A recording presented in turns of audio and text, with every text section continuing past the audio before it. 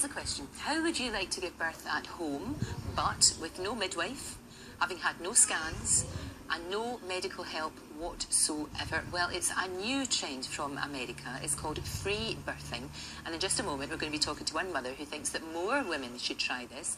But with new headlines this week questioning the safety of even regular home births, Dr. Hilary has been finding out more for us. Free birthing, or unassisted birthing, is the growing choice for women who want to give birth at home without medical assistance. For these mums-to-be, it means no midwife, no doctor, no pain relief, and no scans during pregnancy. Free birthing is perfectly legal, although the Royal College of Gynecologists say the practice is new to the UK and little research exists regarding its safety and success.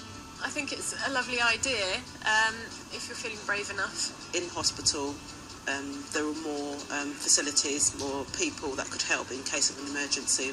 In other countries, people go through the birthing process without any epidural or without any painkillers, and you know, they are perfectly normal, happy babies. I had scans all the way through. I think for peace of mind, you definitely need it.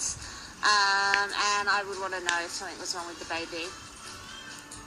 Well, it's reported that free birthing is growing in popularity here in the UK, following America, where it's much more established. Well, join me now from Denver is free birthing supporter Laura Shanley, who had unassisted births with every one of her 4 children. And Dr. Hilary's here in the studio. Laura, thank you very much indeed for joining us. And the question is, why? Why would you do that? Why no scans? Why no medical intervention? Why no midwife? Why do it all on your own? Because I have more faith in myself and my own body than I do in the medical profession. I think there's a place for doctors.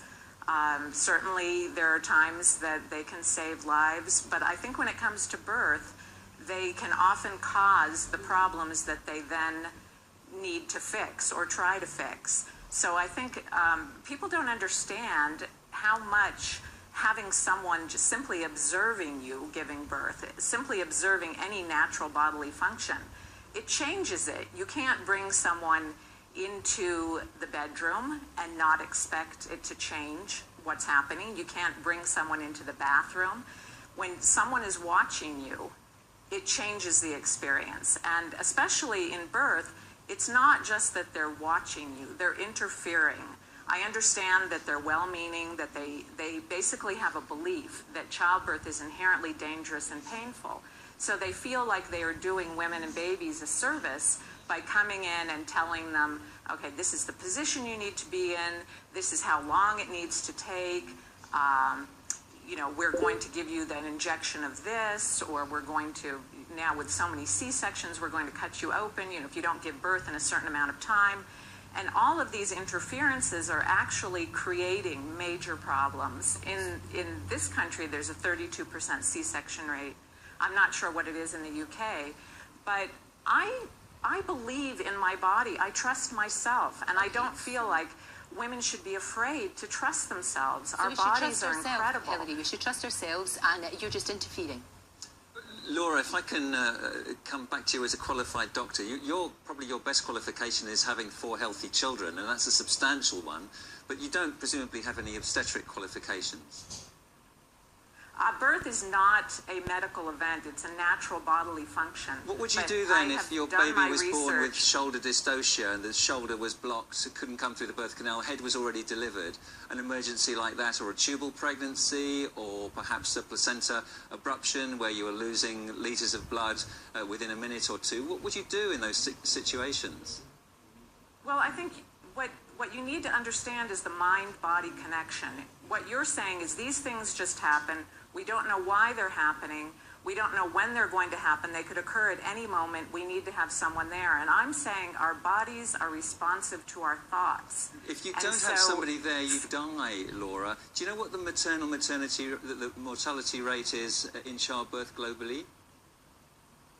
I know that when a woman lives in poverty, then she's going to have a problematic life, and she may have a problematic birth.